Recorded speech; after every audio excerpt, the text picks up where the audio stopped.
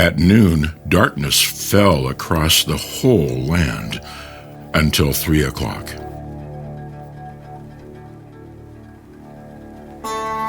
Imagine that moment. The sky grows dark in the middle of the day. The mocking voices fade. The crowd quiets. The disciples watch in silence. For hours, Jesus hangs there, bearing the weight of sin, bearing the brokenness of the world. And maybe tonight you know something about that darkness. Moments when God feels silent. Moments when hope feels distant. Moments when the light seems gone. But the cross reminds us of something powerful. Even when the world is at its darkest, God is still at work. So, for just a moment, we sit in the darkness.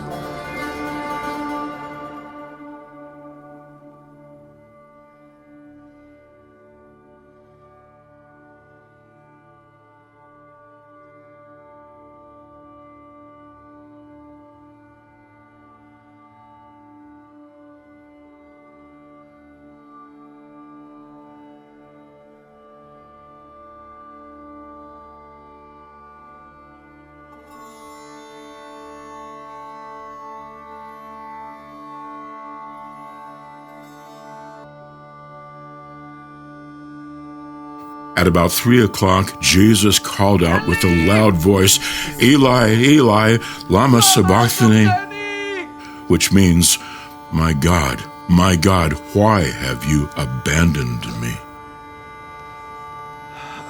For hours the sky remained dark. The Son of God hanging between heaven and earth. The one who spoke light into existence, now surrounded by darkness. The one who gave life to the world, now giving his own life away. The one who breathed life into creation, now struggling to breathe at all. Every breath heavier than the last. Every breath a struggle. Every breath bringing him closer to the end. To the watching world, it looked like defeat. Hell believed the verdict had been decided. Hell shouted its victory cry. Darkness thought it had won. All the evidence pointed that way. Everything in human experience said the same thing. This was the end. But what no one could see, what no one understood, what only heaven knew, was that in this very moment, the Creator of life, the King not only of Israel but of all creation, the Passover Lamb of God, was doing what only He could do.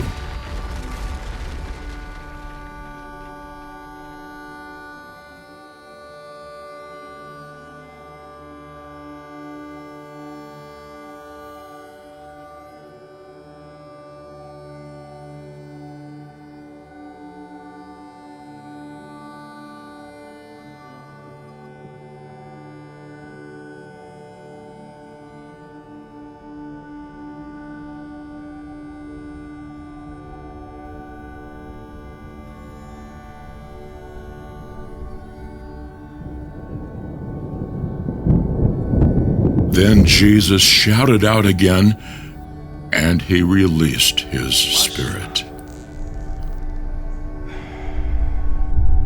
At that moment, the curtain in the sanctuary of the temple was torn in two from top to bottom.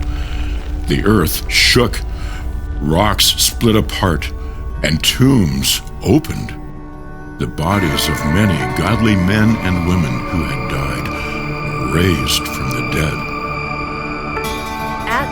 At that moment, everything changed. The heavy curtain in the temple was torn in two. Not from the bottom, but from the top. A tear that began in heaven itself. The barrier between God and humanity was gone. The sacrifice had been made. The very rocks cried out. The earth shook. Rocks split apart, tombs opened. Graves that had long been sealed. Lives long buried. Bodies that had long known the silence of death Suddenly stirred. The power of death had been challenged. Even the grave itself trembled. Hell shouted its victory, but heaven shouted louder. For all of heaven knew what had just been accomplished. Light entered the darkness. The God who had breathed life into creation now breathed life into the dead. The kingdom of death began to collapse. At that moment, At that moment. At that moment, The first signs of resurrection were already breaking through. What looks like the end was actually the beginning of new life.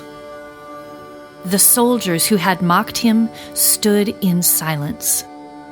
and encountered Jesus.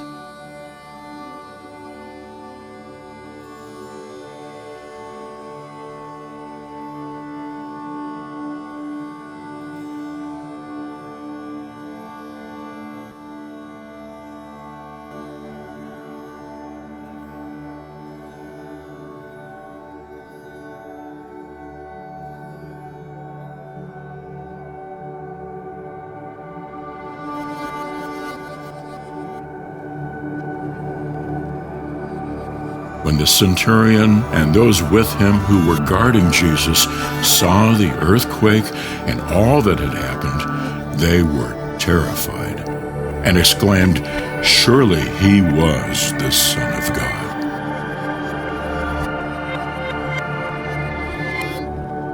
Hardened veterans. Men who had seen death up close. Men who had carried it out with their own hands. Men who had overseen countless brutal executions. whose hearts had long since grown calloused to the cruelty of death. These were the soldiers who had rejected Jesus. Who had beat him, who had mocked him, And had bowed in cruel imitation of worship. Men who did not yet know what Sunday would bring. And yet, even in that moment, when they encountered the crucified Christ, they could not deny the truth. Surely this was the Son of God. Son of God. God.